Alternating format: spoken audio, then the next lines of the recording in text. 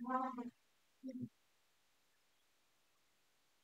আলাইকুম শিক্ষার্থীরা, কি অবস্থা তোমাদের? আশা করি তোমরা প্রত্যেকে ভালো আছো। সো চলো আমাদের ফিজিক্স সেকেন্ড পেপারের সাজেশনটা, যেখানে আমরা রাজশাহী ইউনিভার্সিটি হচ্ছে এগ্রিকালচার গুচ্ছ এইটার আর কি সাবজেক্টের চ্যাপ্টার ওয়াইজ যে টপিকগুলো পরীক্ষায় এখনকার সময় বেশি বেশি করে আসছে সেইগুলো নিয়ে আর কি কথা বলি।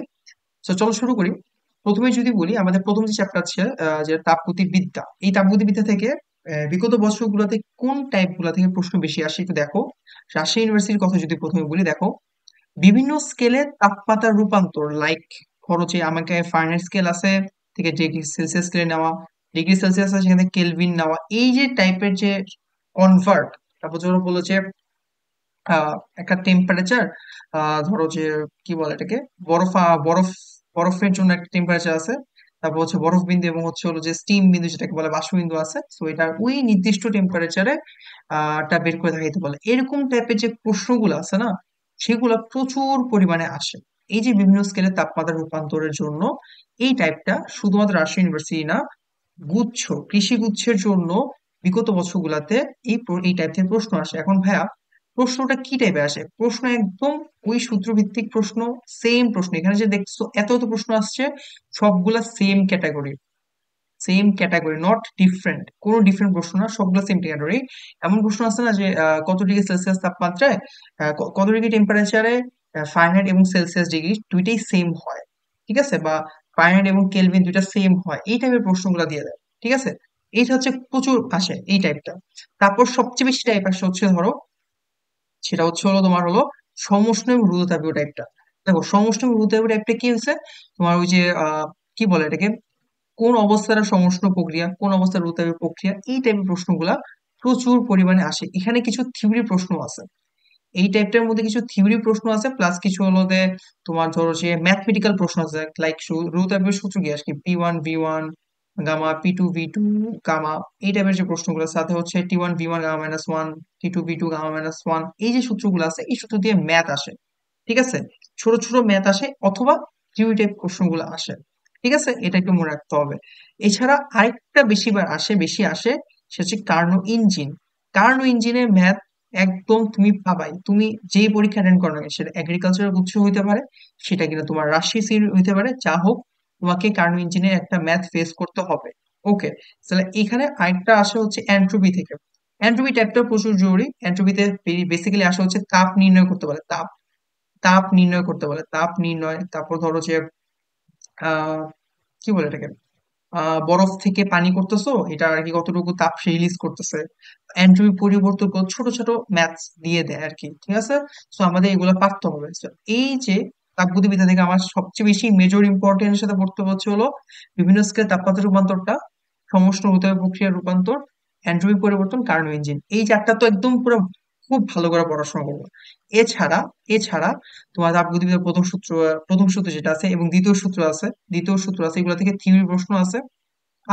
এছাড়া মোলার আপেক্ষিক তাপ থেকে প্রশ্ন আসে, গামার ভ্যালু বের করতে বলে। তো তুমি প্রশ্ন ব্যাংক দেখলেই বুঝবা, তোমার কাছে যে প্রশ্ন ব্যাংক আছে কিংবা তোমার কাছে বই আছে, দেখতেই বুঝবা যে মোলার আপেক্ষিক তাপটা কি। বেসিক্যালি এগুলো ভার্সিটির প্রশ্ন ব্যাংক থেকে টাইপ গুলো নেওয়া হয়েছে, মোলার আপেক্ষিক তাপ, তারপর হচ্ছে এই তাপগুলো, এই তুমি ভার্সিটির প্রশ্ন ব্যাংক থেকে এই টাইপ গুলো ভালো করে পড়ে ফেলতে পারো, ঠিক আছে। এছাড়া রেফ্রিজারেটর থেকে একটা দুইটা প্রশ্ন আসছে। এখন এইটা কি পড়বা কি পড়বা না সেটা হচ্ছে সূত্র পড়ে ফেলবা। রেফ্রিজারেটর যেগুলো কম আসছে, আবার বলছি, যেগুলা প্রিভিয়াস মানে একদম টাইপ থেকে একদমই আসে এবার একটা দুইটা আসছে, সেগুলো সূত্র খুব ভালো করে পড়ে ফেলা, আর একটা দুইটা মানে কয়েকটা এমসিকিউ দেখে যাওয়া যে অ্যাকচুয়ালি কিরকম এমসিকিউ আসে, ঠিক আছে। তারপর দেখেছি উচ্চতা থেকে পরন্ত বস্তু তাপ নিয়ে রূপান্তর, এই টাইপটা আমি দেখছি কৃষি উচ্ছে প্রতি বছর বা এক বছর পর পর এই কোশ্চেনটা আসছে, যে একটা বস্তু, একটা ধরো 100 মিটার উপর থেকে বস্তুটা পড়তেছে, তাহলে এই যে তার গতিশক্তি, এটা কতটুকু তাপ রূপান্তর হচ্ছে, এই টাইপের প্রশ্নগুলো দিয়ে দেয়, ঠিক আছে। এটা একদম ইজি ম্যাথ, ঠিক আছে, কিন্তু আমরা ইনিশিয়ালি হয়তো বুঝি না বা হঠাৎ করে মাথায় আসে না, তো আমাদের এটা মাথায় আসতে হবে।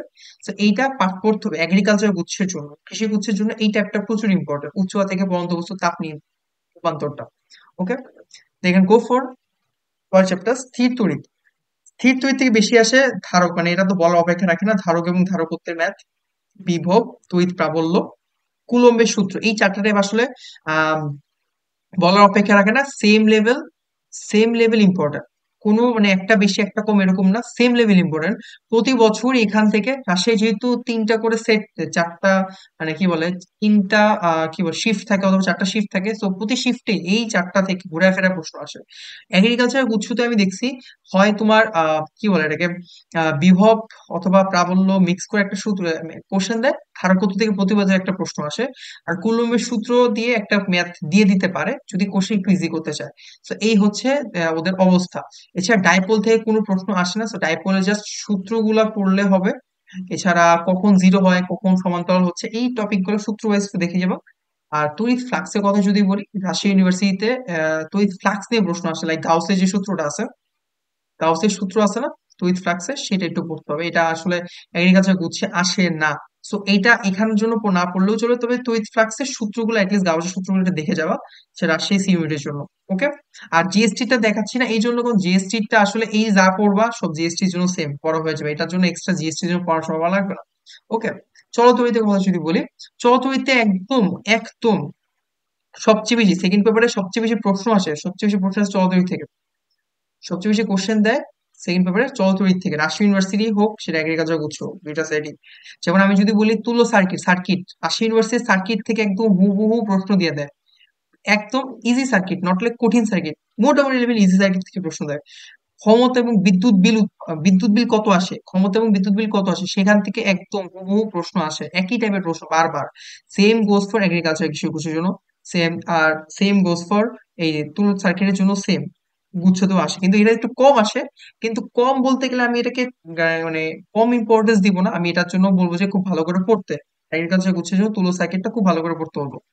তারপর হচ্ছে ধরো যে আহ এগ্রিকালচার গুচ্ছে বেশি আসে কোনটা, বেশি আসে আমি দেখছি রোদ বের করা, রোদ। তোর একটা তার দিয়ে বললো যে এটার ব্যাসার্ধ কমাই দিলাম বা বাড়াই দিলাম, এটা রোধের কতটুকু পরিবর্তন হবে, এই টাইপের প্রশ্ন আসে। বা আপেক্ষিক রোধ, তড়িৎ প্রবাহ কোশ্চেন আসে যে আই বের করে দেখাও, I equals to P equals to VI, এখান থেকে ধরো যে আই বের করতে বলে, এরকম টাইপের ম্যাথ। তারপর ধরো যে তোমার কি বলে এটাকে বিভব দেওয়া আছে, তো হচ্ছে পটেনশিয়াল বা শক্তি দেওয়া আছে, আই বের করতে বলে, এইসব টাইপের ম্যাথ দিয়ে দেয় কৃষি গুচ্ছের মধ্যে। প্রশ্ন ব্যাংক দেখলে বুঝবা, সাথে রোদ বের করতে হবে, প্রচুর করে রোদ বের করতে পারে, রোদ বের করে এমসিকিউ আসে। ঠিক আছে। তো এইটা গেল। হুইস্টন ব্রিজের ম্যাথটা করে ফেলবা, প্রচুর আসে রাজশাহী ইউনিভার্সিটিতে, বলার বাইরে, প্রতি বছর একটা একটা করে দিয়ে দেয়। এগ্রিকালচার গুচ্ছে খুব একটা আসে না এখন পর্যন্ত, একবারে আসছে 2015-তে আমি দেখছি। জাস্ট সূত্রটা এবং হচ্ছে সাথে কয়েকটা এমসিকিউ সলভ, জাস্ট কয়েকটা এমসিকিউ সলভ করো, এটা আর কিছু লাগবে না।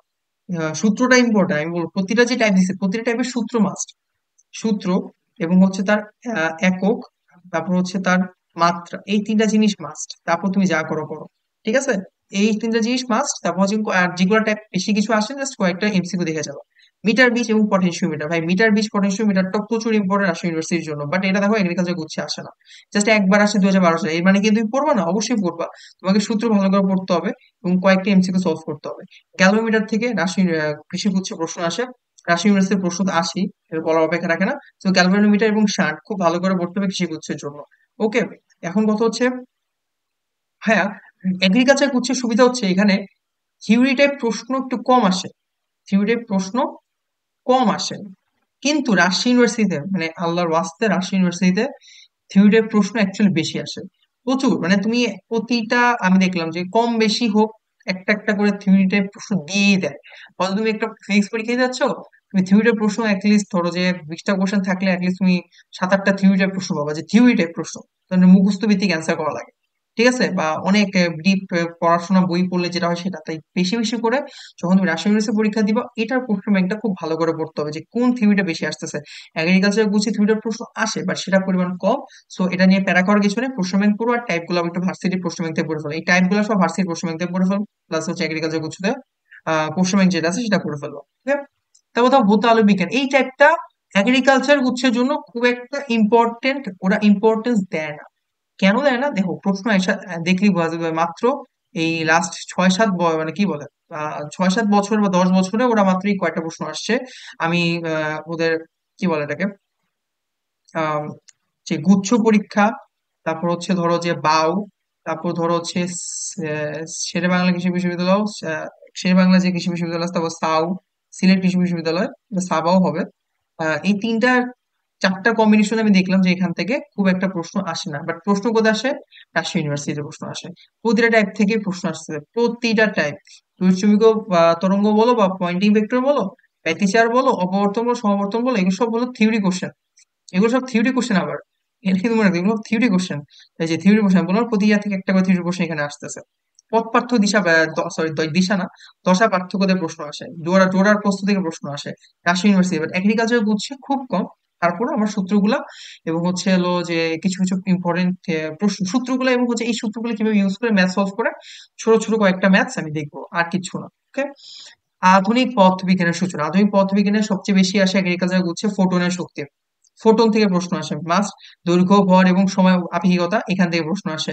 আর কোনো ট্যাগ থেকে প্রশ্ন দেয় না, যদিও আমরা ডি ব্রগলি তরঙ্গদৈর্ঘ্যের কেমিস্ট্রি পড়ছি, এখানেও পড়বো। থিওরিটার প্রশ্ন থেকে রাজশাহী ইউনিভার্সিটি এখানে আসে, বাট থিওরিটি এখানে কোনো প্রশ্ন আসে না। সো এইটাই। সো আধুনিক পদার্থবিজ্ঞানের সূচনা থেকে তুমি এই দুইটা টাইপ খুব খুব ভালো করে পড়বা। ঠিক আছে, দৈর্ঘ্য, সময় আপেক্ষিকতা আর ফোটনের শক্তি। ঠিক আছে। এক্স রে একটু পড়ে দিতে পারো, এক্স রে। এক্স রে একটু পড়ে দিতে পারো, আমি বলবো এক্স রেটা একটু সূত্রগুলো দেখে যাও, আর কিছু না হোক এক্স রে সূত্রটা এবং হচ্ছে রেঞ্জটা, সাথে রেঞ্জটা দেখে যাও। ওকে। এই দুটো জিনিসও দেখো।